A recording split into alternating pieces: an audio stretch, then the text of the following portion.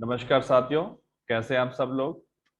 जैसे कि आपको पता है कि हमने फ्री लॉ क्लासेस स्टार्ट की है, तो आज हम डिस्कस करेंगे specific relief act 1963।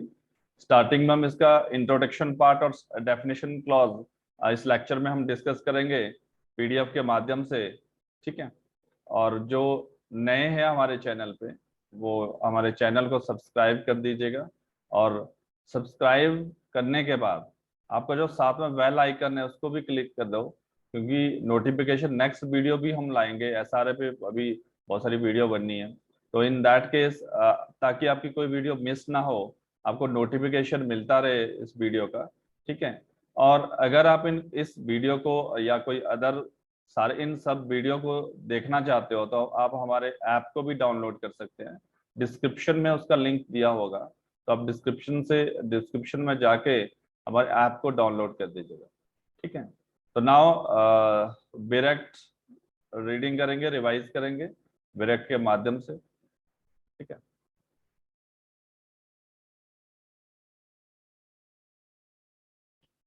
Specific relief act 1963। पर देखो 19 समटाइम क्या होता है कि आपको पूछा था कि कौन से ईयर का एक्ट है, तो कौन से ईयर का एक्ट है? 1963 का एक्ट है। ठीक है, स्पेसिफिक रिलीफ एक्ट है। अगर आप बेरेक्ट होगा आपके पास, तो वहां पे एक इंट्रोडक्शन पार्ट होगा बिफोर दैट। जैसे ही आपका ये ठीक है, आपका बेरेक्ट जब स्टार्ट होता है तो पहले कंटेंट्स दिया होगा। ठीक है, कंटेंट्स के बाद आपका अगर आपका नया बेरेक्ट है तो 2018 का अमेंडमेंट देगा। आफ्टर दैट आपका इंट्रोडक्शन पार्ट दिया होगा वहाँ पे।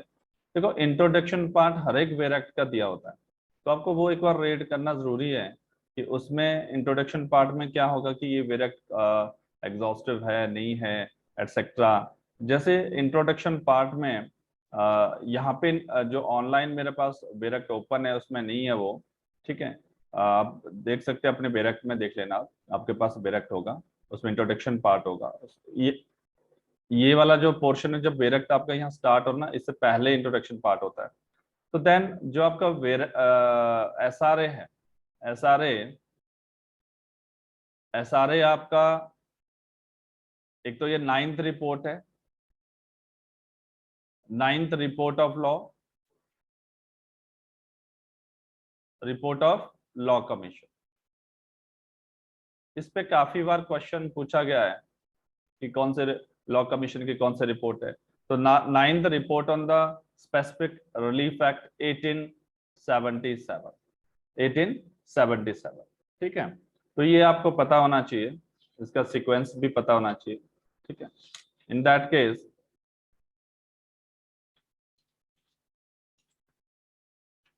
1877। एंड देन एक बार कभी जुडिशरी में ये भी पूछा गया था, बिकॉज जो आपका एसआरए है, स्पेसिफिक रिलीफ एक्ट है, ठीक है, that is on the recommendation of law commission. जब पहले बिल पास होता है, देखो ऑलवेज पहले क्या होता है, बिल बिल इंट्रोड्यूस किया जाता है पार्लियामेंट में। तो इस सेम इसका भी बिल इंट्रोड्यूस किया गया था। Bill introduced in the parliament 23rd 23rd दिसंबर 1960। ये इंट्रोडक्शन पार्ट में मिल जाएगा आपको, 1960। बट उस टाइम क्या हुआ, इसको इंट्रोड्यूस तो कर दिया था 23rd दिसंबर 1960। कौन सा बिल? Specific relief bill. ठीक है, इसको इंट्रोड्यूस किया था। इन दैट केस क्या हुआ कि 1960 विच लैप्स ऑन इट्स डिसोल्यूशन, तो वहां पे पार्लियामेंट डिसोलिस्ट हो गया था।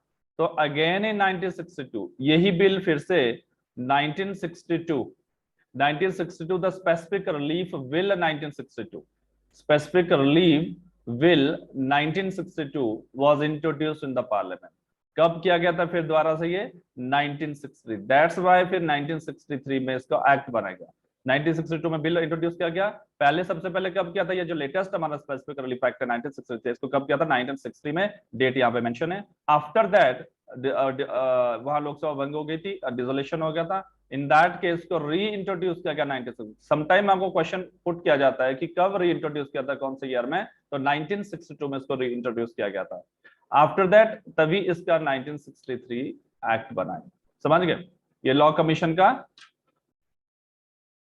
9th रिपोर्ट है। और इसमें अमेंडमेंट 1963 के बाद 2018 में अमेंडमेंट हुआ है।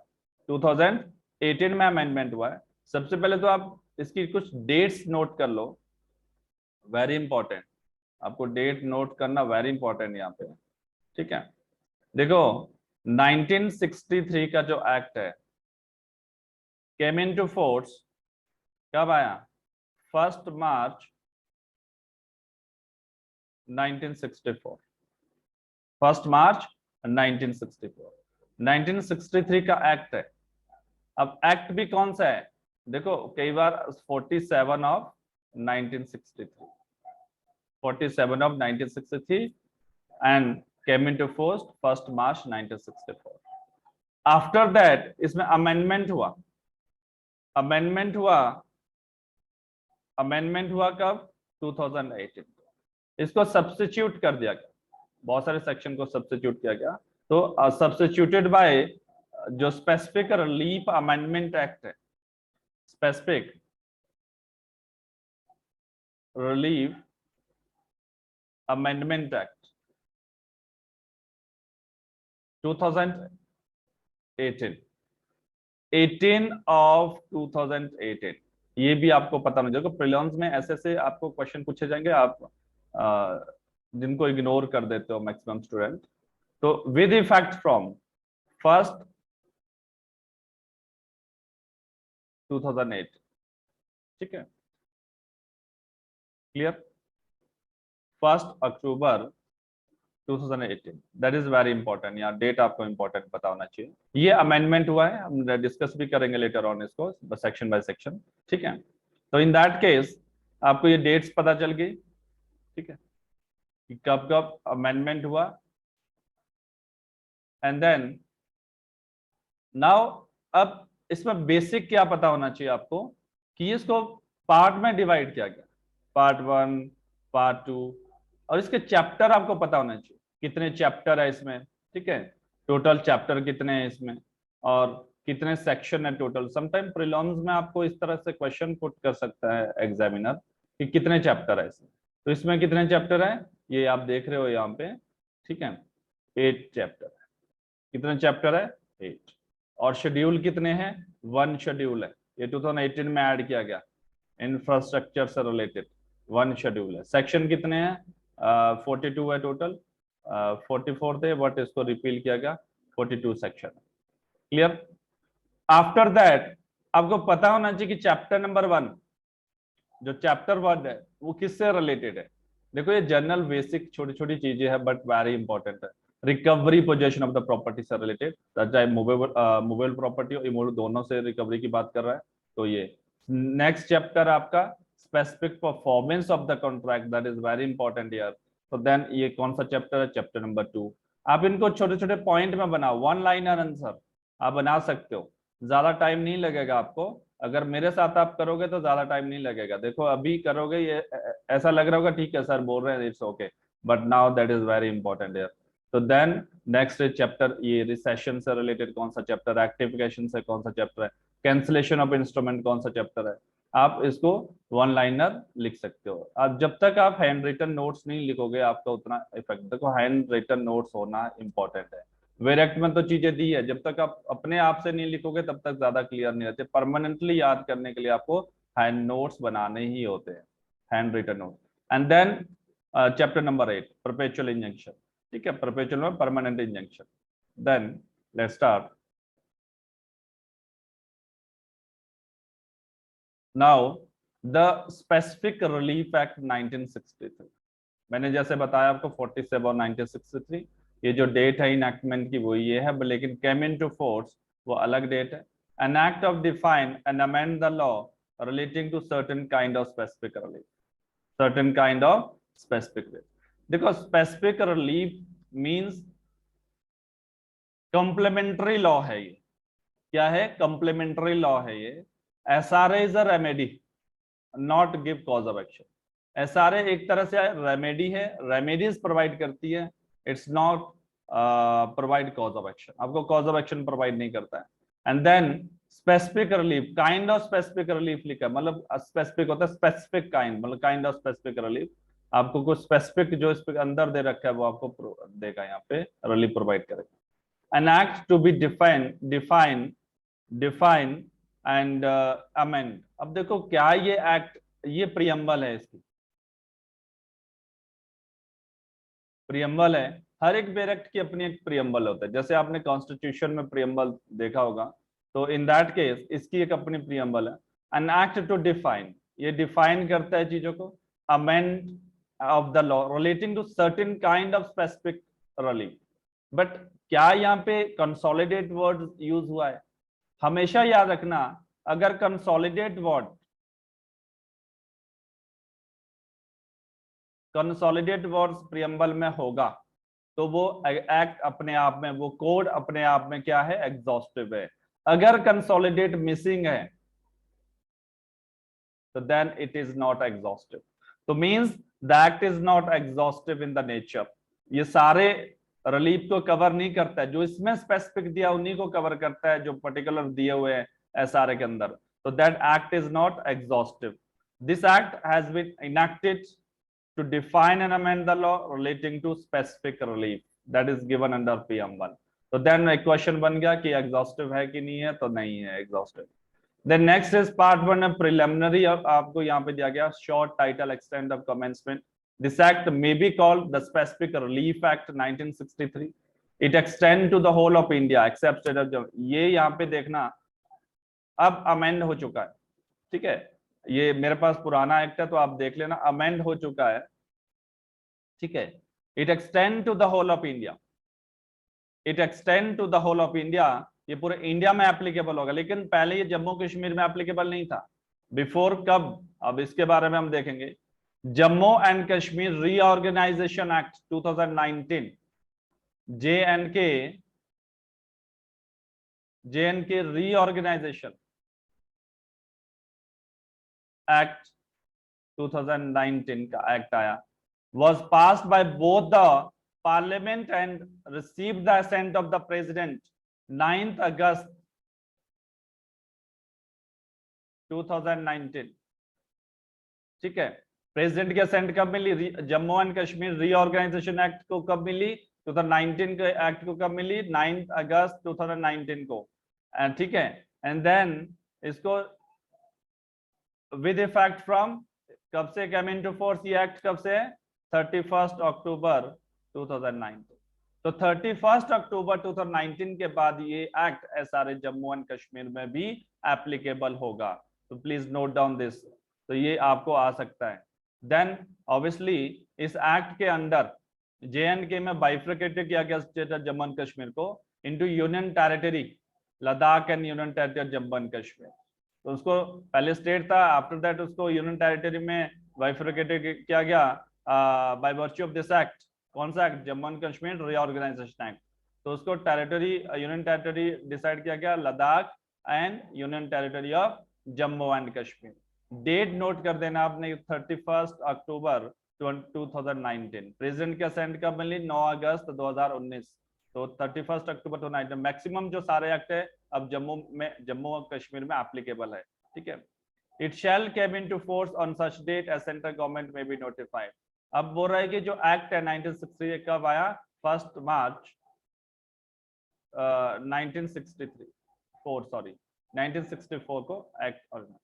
Then now the next is very important prelims के लिए। ये तो सारी डेट्स होगी, आपका एप्लीकेबिलिटी कहाँ होती है एक्सेट्रा।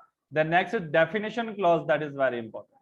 देखो definition clause every each and every act, जो भी एक्ट है, चाहे आपका सीआरपीसी बोलो, चाहे आप आईपीसी बोलो, लिमिटेशन बोलो, कॉन्ट्रैक्ट बोलो, टीपीए बोलो, आपको डेफिनेशन क्लॉज कभी भी मिस मत करना। Definition clause very important. Definition से काफी क्वेश्चंस आते हैं और डेफिनेशन के अंदर से क्वेश्चन पूछे जाते हैं। अब डेफिनेशन को अच्छे से पढ़ना। डेफिनेशन वैसे भी आपको करनी चाहिए क्योंकि तभी आपको नेक्स्ट जो टर्म्स होती है यूज, वो आपको समझ आती है। Section 2A obligation includes every duty enforceable by law. अब आपको ऑप्शन में क्या दिया जाएगा? Every duty enforceable by law, that is obligation, ठीक है। That means every duty enforceable by, that is right in persona, right in persona. तो SRA क्या है आपका? Right in persona. एक राइट इन रेम होता है इन जनरल, एक right in persona the personal liability, तो that is right in personam. SRA, ठीक है, right in rem in general at large at wall at large, ठीक है। Second settlement, अब देखो फर्स्ट 2A क्या है, ओब्लिगेशन, सेकंड B क्या है, settlement. Means an instrument, settlement क्या है, इंस्ट्रूमेंट है, instrument other than a will और codicil as defined by Indian Succession Act 1925। इसके अलावा, किसके अलावा, विल और कोडेसाइल। तो कई बार क्वेश्चन में आपको ऑप्शन में विल और कोडेसाइल भी दिया, तो आपको पता होना चाहिए अदर देन अ विल और codicil as defined the Indian Succession act.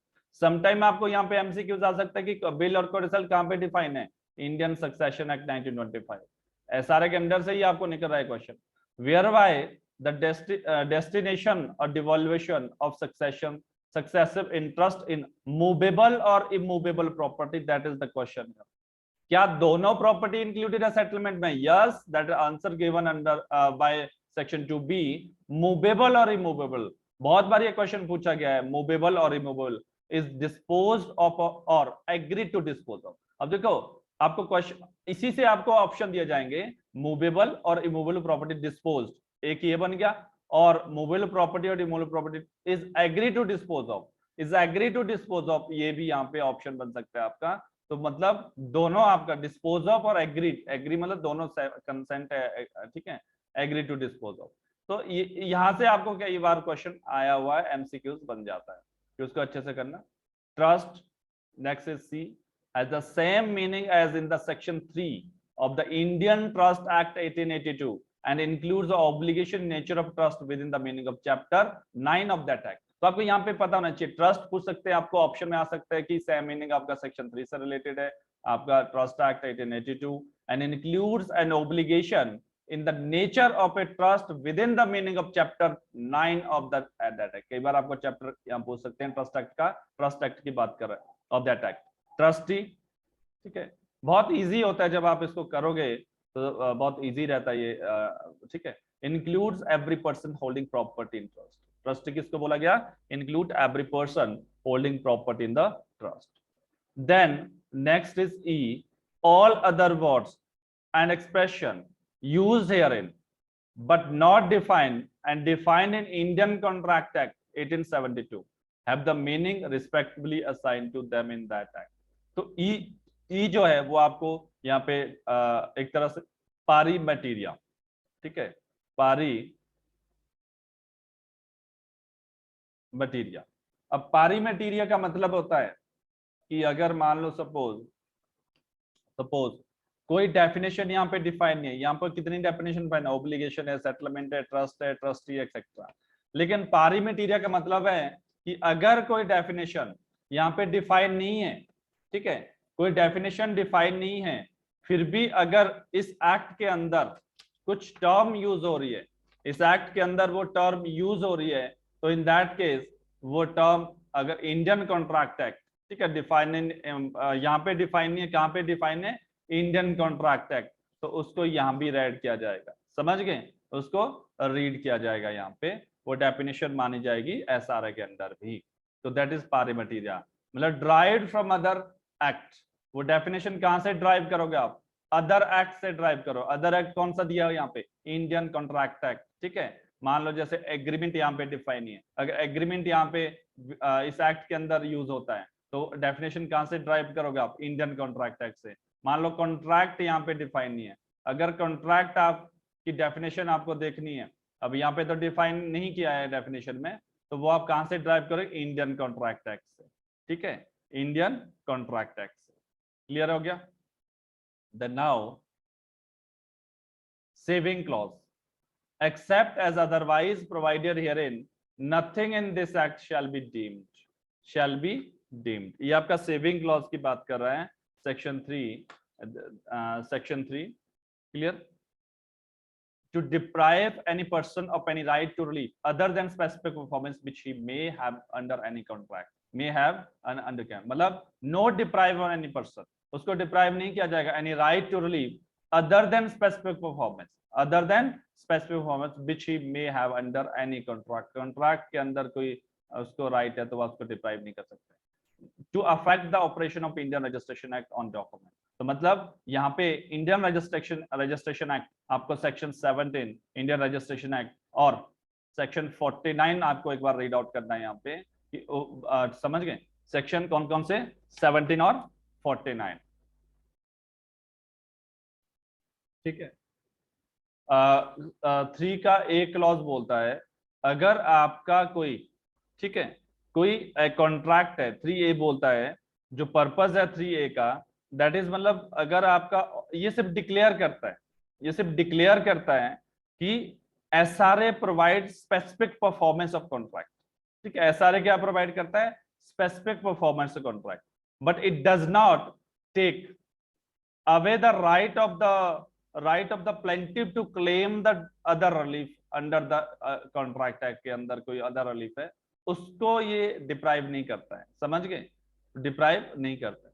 to affect the operation of the Indian Registration Act on the document, ये बोलता है उसको भी अफेक्ट नहीं करेगा जो इंडियन रजिस्ट्रेशन। अब देखो इंडियन रजिस्ट्रेशन एक्ट समटाइम क्या होता है, जैसे बिल है, ठीक है, विल रजिस्टर्ड करना इंपॉर्टेंट है, आपका मैंडेटरी है, एक्सेट्रा, सेक्शन 17 और 14। ठीक है, कोई डीड है उसको अगर रजिस्ट्रेशन एक्ट के अंदर document need to be registered according to section 17 of registration act, then और उसका जो इफेक्ट ऑफ नॉन रजिस्ट्रेशन है, अगर आप मान लो सपोज अगर कोई लॉ ने रिक्वायर्ड कर रखा है कि इसको रजिस्टर करना इंपॉर्टेंट है, मैंडेटरी है, और आपने उसको रजिस्टर नहीं किया, तब तो वो इफेक्टिव डॉक्यूमेंट नहीं बनेगा।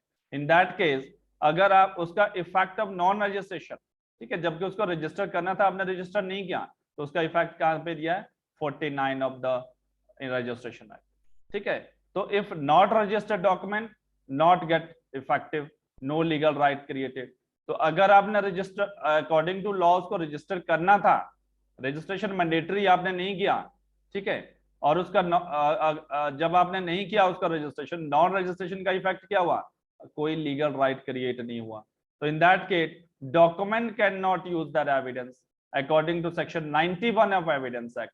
तो 91 भी बोलता है कि लॉ रिक्वायर्ड है तो उसको यूज नहीं कर सकते। 49 भी बोलता है कि उसको रजिस्ट्रेशन एक्ट का आप उसको यूज नहीं कर सकते एज एविडेंस अगर लॉ में रिक्वायर्ड है। तो section 3 clause B of SRA, document required to be registered by the law, ये बोलता है कोई डॉक्यूमेंट है जिसको रिक्वायर्ड है कि registered by law and not registered can not claim equitable relief. तो आप यहाँ पे इक्विटेबल रिलीफ क्लेम नहीं कर सकते हैं।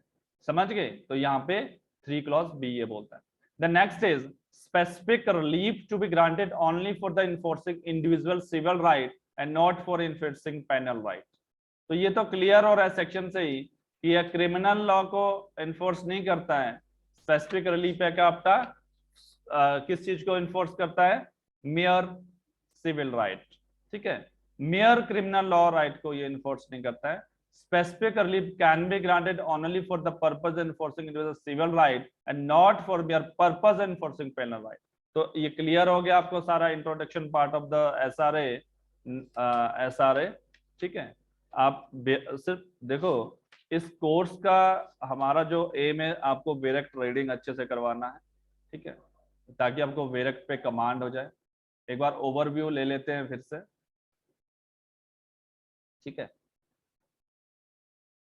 टोटल सेक्शन कितने हैं? 42 सेक्शन है। टोटल चैप्टर 8 है एंड प्रेसिडेंट की असेंट 13 दिसंबर 1964 सॉरी 1963 होगा 3 and with effect from 1 March 1964। ठीक है, केम इनटू फोर्स। अमेंडमेंट हुआ 2018 में 1 अक्टूबर 2018। जम्मू एंड कश्मीर में कब से एप्लीकेबल हुआ? 31/10/2019 जब JNK रीऑर्गेनाइजेशन एक्ट। ठीक है, and then why the specific relief, इसको स्पेसिफिक क्यों बोला गया? Because an exact or particular or named fix or determined relief है, मतलब एग्जैक्ट पर्टिकुलर रिलीफ है आपको दिया गया इसमें। ठीक है, एग्जैक्ट रिलीफ, काइंड मतलब तरह का, मीन रिलीफ इन स्पीशीज। ठीक है, समथिंग पर्टिकुलर, जो पर्टिकुलर पता है आपको ये रिलीफ आपको मिलना है, तो वो समथिंग आपको यहाँ पे वो रिलीफ आपको मिलेगा। बिकॉज देखो मान लो सपोज फॉर एग्जांपल जब भी हम कभी कोई मान लो सपोज कॉन्ट्रैक्ट करते और उस कॉन्ट्रैक्ट में ब्रीच हो जाता, ब्रीच ऑफ कॉन्ट्रैक्ट, तो इन दैट केस क्या होता है? आपको रिलीफ क्या मिलता है? अब ब्रीच ऑफ कॉन्ट्रैक्ट है, या तो उसको डैमेजेस मिलेगा या कॉम्पनसेशन, ठीक है, for just as per the case, ठीक है। तो in that case by which the sufferer obtain the relief in species, that is very thing which is he is entitle, मतलब जिसके लिए वो इंटाइटल है, जिस चीज का उसको ब्रीच हुआ है उसके वो रिलीफ उसको मिलेगा, ठीक है। तो in that case specific performance of that contract, तो specific performance that is given under SRA. तो आप यहाँ पे इंडियन देखो, इंडियन कॉन्ट्रैक्ट एक्ट, कॉन्ट्रैक्ट का जो कॉन्ट्रैक्ट आपका according to Indian contract act होना चाहिए, ठीक है, जो मैनर है वो इंडियन कॉन्ट्रैक्ट एक्ट में दिया। तो यस, मैंने आपको पहले बोला specific relief act is not exhaustive, तो डैमेजेस आप क्लेम कर सकते हो according to Indian contract act, यहाँ पे डिटर्मिनेशन सेक्शन 3073, और यहाँ पे स्पेसिफिक परफॉर्मेंस के लिए आप क्लेम कर सकते हो एसआरए के साथ। तो दिस इज ऑल अबाउट आपका introduction part of the SRA. Next video lecture लेके फिर से आएंगे हम, सेकेंड पार्ट इसका, नेक्स्ट जो मेरा सेक्शन हो गया और 5, 6, 7, 8, उस पर हम वीडियो लेक्चर नेक्स्ट करेंगे। तो आप बने रहिए हमारे साथ, और हमारे चैनल को प्लीज आप जरूर सब्सक्राइब कीजिएगा, और नोटिफिकेशन जो बेल आइकन होगा आप उसको क्लिक करोगे तभी आपको नोटिफिकेशन मिलेगा, जो बेल आइकन क्लिक नहीं करेगा तो उसको नोटिफिकेशन नहीं आएगा, ठीक है। Thank you.